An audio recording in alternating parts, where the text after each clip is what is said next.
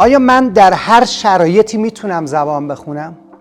دوست پسرم ولم کرده و رفته، زبان بخونم. دوست دخترم منو گذاشته کنار، میتونم زبان بخونم؟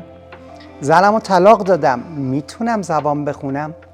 افسردم، میتونم زبان بخونم؟ متاسفانه خیر. دلیلش هم خیلی مشخصه.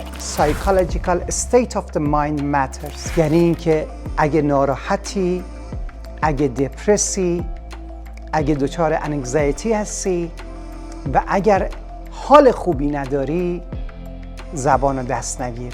به خاطر اینکه زبان یه آدم آروم میخواد، نه خوشحال، ولی یه آدمی که بتونه زندگیشو به صورت خیلی ساده جلو ببره و به قول قدیمیا کلش درگیر و چیزی نباشه.